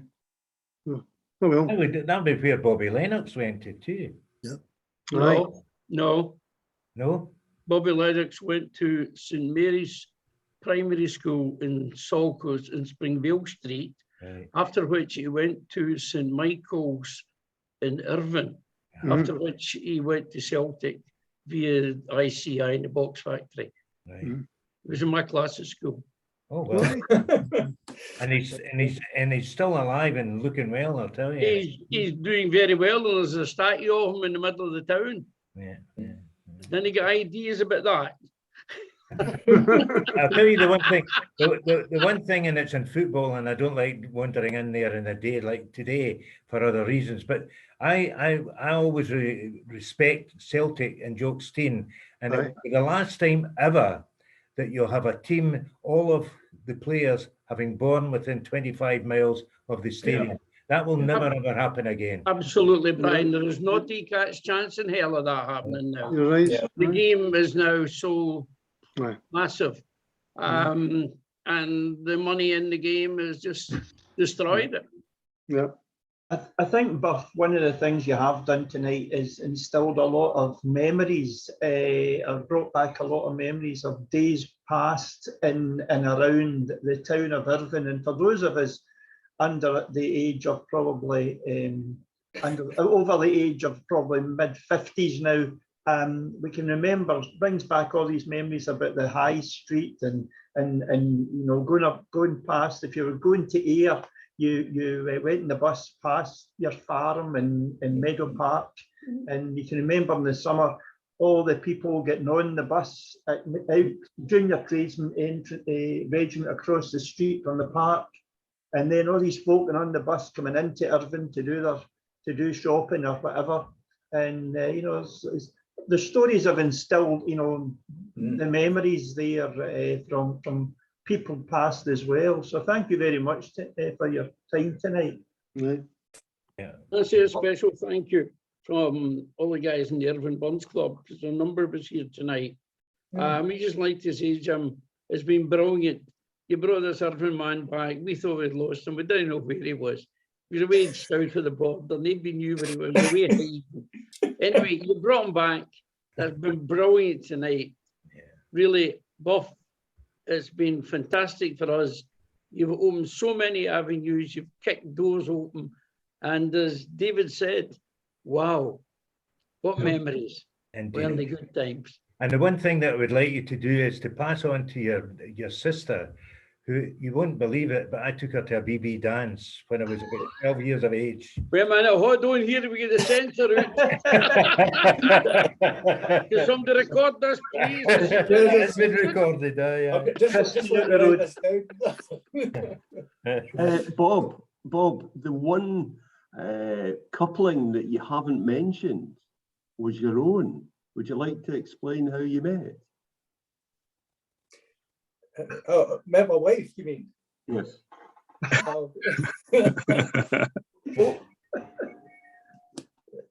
Janet's father had a hut in Meadow Park, so I met her at the bottom of our road end. Now, the last time I was down in this area, we're talking about the old road going to Ayr.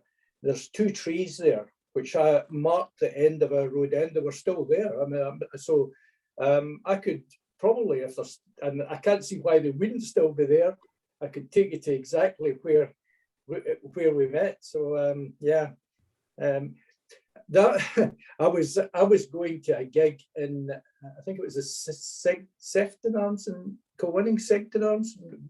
Yeah. I had been given a whole £3 a night to sing Irish rebel songs. To winning, that was brave. That's what I was thinking. So I didn't know what the scam was. So after I get halfway through Roddy McCorley, a fight broke out. So I stopped singing for safety reasons, but the guy who owned it said that was really why I had been brought in, because he wanted to be able to throw out some of the elements. So that happened in the night I met my wife. The next night I had agreed to take her to a party, so that was, and the rest is history. 51 years later, she's downstairs.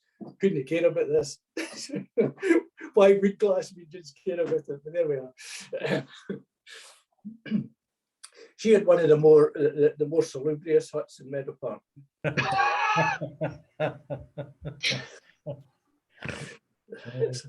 was the time when my mother thought that every woman from Glasgow had a hatchet in her bag, but that's that was true, they did.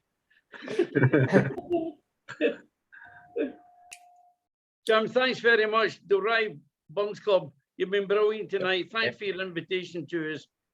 It's been really good. It's opened so many memories, and I'd just like to say on behalf of all the Irvine guys here, great, well done. That's what it's all about. Jim, you're looking great. Look after yourself. Yeah, indeed. Thanks. Thanks. Thanks, guys. Thanks very much. Well said, Bill. Obviously, what can I say? I mean, I think on behalf of Dalry, just want to thank the kindred clubs, so Irvine Lassies, Alloway. I think we all agree. I mean, it's been a great evening, Bob. Been very informative, very humorous, excellent, and certainly we'd welcome you back with open arms into the bosom of Ayrshire. And if you wanted to contribute again at another event, we'd be more than welcome. I think it was an excellent evening. Thank you. Thanks very much. Thanks. Armour, can I ask a final question? Sorry.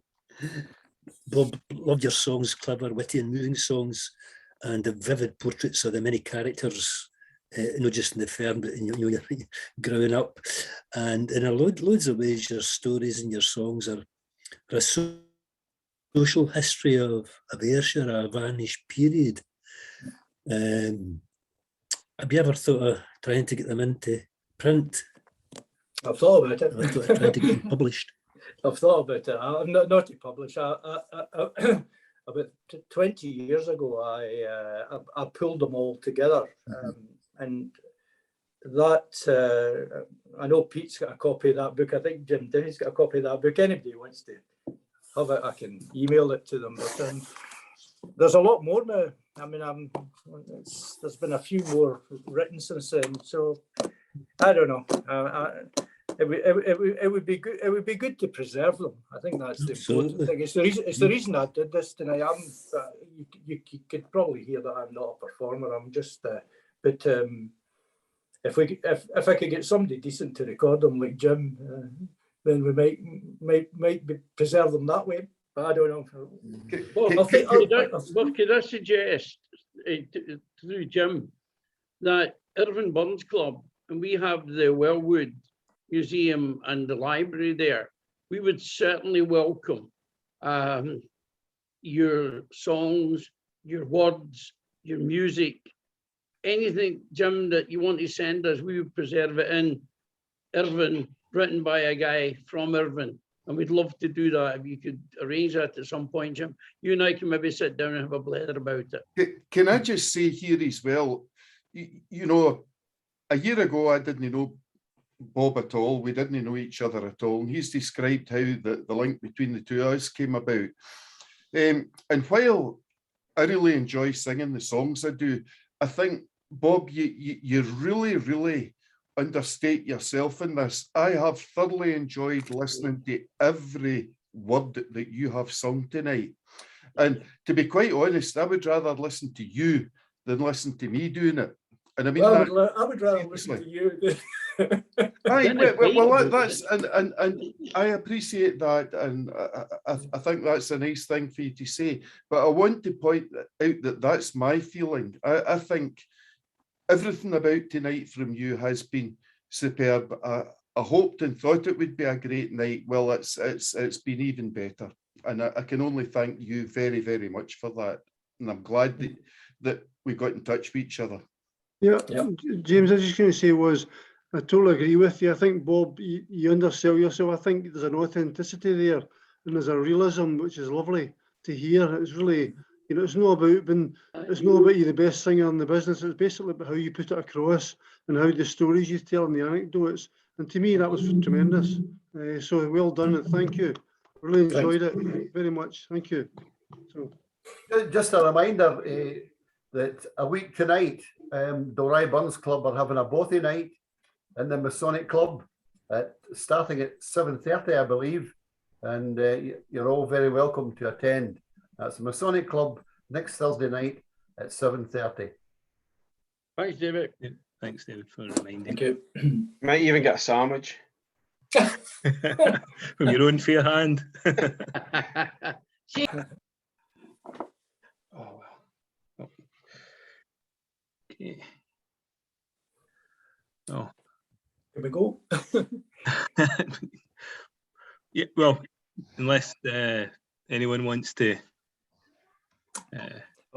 keep the line open or can I just say one more thing, David, because I was going to send Bill a personal message there, given what he said a couple of minutes ago, and I was trying to do it. I've scared them off. He's away. So other folk from the Irvine Club or the Irvine Lassies, if Bill can get in touch with Armour or myself or whatever, and we're in touch with Bob, and we can try and take forward what he was talking about, you know, the contact there. Because I don't know that I might have a direct contact for Bill, but I don't know if I still have. I used to have. So if the other Irvine folk could pass that on, that'd be super. Thanks. There's one final thing I would like to say. You mentioned the chap from Shetland, or was it? I was from Shetland. Billy Bain. Yes. Billy Bain. He appeared on a programme, BBC 4, this week. You can get it on Catch Up, along with the girl Nicola Benedetti, and it's absolutely brilliant as a show. If you want to see that, it's worthwhile getting it on Catch Up if you have such a piece of kit along. It really is something else to see. And for a boy, the first time he came to Irvine, let me tell you, I was there, and he was shy, so shy, as you said, he turned his back on the audience. And how that guy has grown is just phenomenal. And to be almost an international star is great. And you know, Robert, on the basis of what you've done, you should also be there as an international star. I'm telling you, absolute first class. Thanks very much for all your time tonight. Thank you. I remember rightly, Brian, Ali used to, well, he played with Mike Whelans, but Mike Whelans did all the talking. He never opened his mouth, you know, he would almost hide when he was trying to play, and he was brilliant. Yeah. He knew how to play the fiddle, and let me tell you, he used to tear a strip off me because he was very much more left wing than most people in the Labour Party ever were. Yes. Anyway, that wouldn't be hard these days, Brian. Say, that wouldn't be hard these days. We'll not go there tonight. No, I don't. No politics. No politics. I have tried to keep on that. Only minding you up. We'll keep that out. I've got enough without having to go down that road. I'm grateful to you all tonight. It was a great show. Thanks very much for all who participated. I found it extraordinary, and it's something else to be on a Zoom call for what is nearly 2 hours. I'm telling past you, my bedtime. I normally split out of these things after about 20 minutes. That is if I'm not talking to people like the dreaded Boris about something that I had to the other day. But there we go. Anyway, great again. Thanks very much. Thanks. Thank you.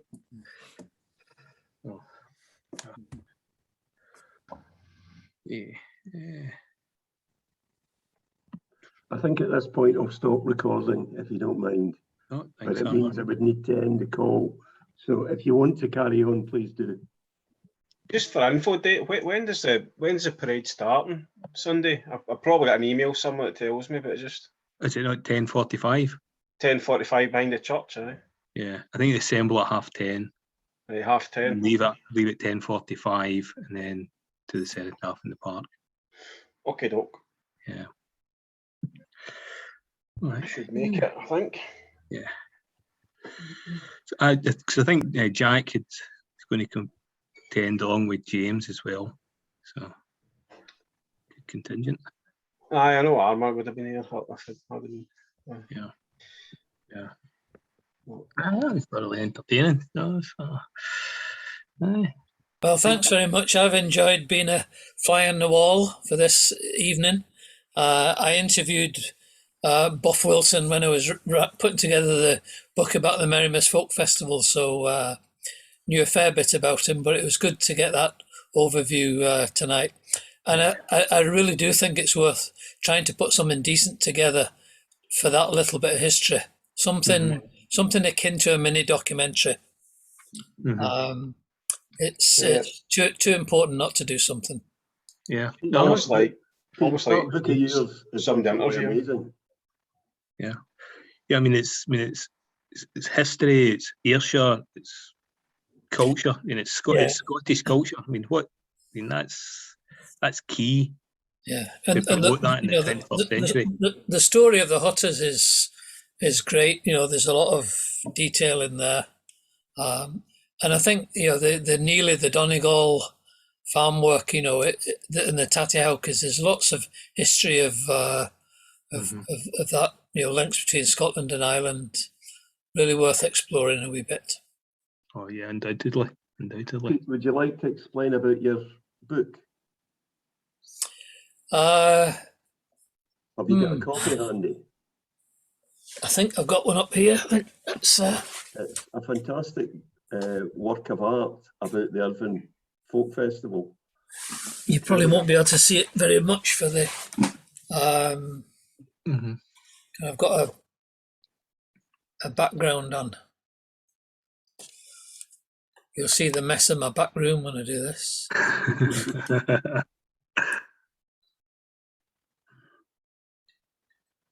But the book came out of just when it was coming towards the 50th anniversary of the Merrymas Folk Festival. In fact, I was doing little bits of video and putting photographs together for I think the 25th anniversary and the 40th anniversary. But when it came to the 50th, we got in a position where I said we'll be able to write a book, and that turned into Pete Hayward writing a book, which subsequently turned into Where's That Book That Pete Hayward said it was going to write. But it's about, how many pages is it? And lots of photographs, about 350 pages. Don't know if you can see it here. Yeah. Yeah. So they were mainly done for the folk club members. There's a few left if anybody really wanted one, but said it was the important thing for me was to get that lodged in places like the National Library and these kind of places where books get lodged, just to get the story down. I love the story about a certain guy who was not really known, but his name was John Martin.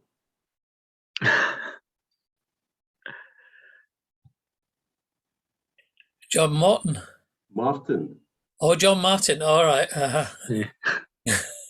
Well, I suppose there's all these famous people who passed through, and all met them at various points on their career. Billy Connolly has quite a fondness for Irvine. I think it was quite an important, in his early career. Met people there. Good for him. Yeah. How are you doing, Annie? If you don't mind me asking, you okay? Fine, thanks, Alistair. Did Jerry Rafferty come to the Eglinton as well? They played at the Seagate Castle concert, certainly. A steel wheel. It was a really good night, as you say, bringing back all the memories. It was good. I was just saying to David, and it was really good to see so many. I wasn't sure because obviously I'd sent Derek the stuff. I wasn't sure how many folk would log on through them, but it was good to see so many folk for Irvine and Irvine Lassies is here tonight. Yeah. So, aye, and that was Enos Anderson. She's in Glasgow, but I think Enos's daughter lives in Irvine, so maybe that's why she came in. Right. I wasn't sure. Enos isn't. She's no Irvine Lassies, isn't she? No, Enos, is she? No. Years and years ago, when she was married to her first husband, she was. But that's all. We're going back a long time. Aye. Right. Okay. I wasn't sure. I couldn't remember whether she's part of your club or no. I was trying to think. How's your mum doing? Aye, good. Aye, she's fine. She's about a week of that, but we were just my daughter was 17 last week, so we're obviously celebrating that, and then she's been back and forth. You know what she's like. She's back and forth to Aaron, and she's out every night at her clubs and all the rest of it. So can't get hot. Can't get hot here. So, I quite often meet her in Zoom meetings, but I hadn't seen her for a wee while, so she's been away and keeping busy. I think now that it's kind of opened up a bit, she likes the face-to-face, so she's out and about and doing her face-to-face stuff. So, I'll tell her you're asking for her. She's aye, do that, please. Can't believe your wee lassie's 17. I know, aye. She's just there, she'll probably. I'll mute in case she she's doing well. She's at uni, so she's studying from home. She goes up once a week to Glasgow to do her labs and stuff, but other than that, she's doing all right. That's good. Can't complain. Would you mind if I close the meeting now? Yeah, I better go. Right. Yeah, thanks, Armour. Can I say something Armour, just before you close? I think, I don't know if anybody mentioned, but Armour's been organising and pacing the entire thing tonight when Bob's been talking and so on. So Bob produced his programme, but Armour's made sure it's worked well. Oh, and I mean, Armour's done a great job this evening. Thanks. Yeah. Thank you. Yeah. Thanks, Armour. Cheers. Right. Good night, everybody. Okay, bye. cheers, everybody. Bye. Thank you. Night.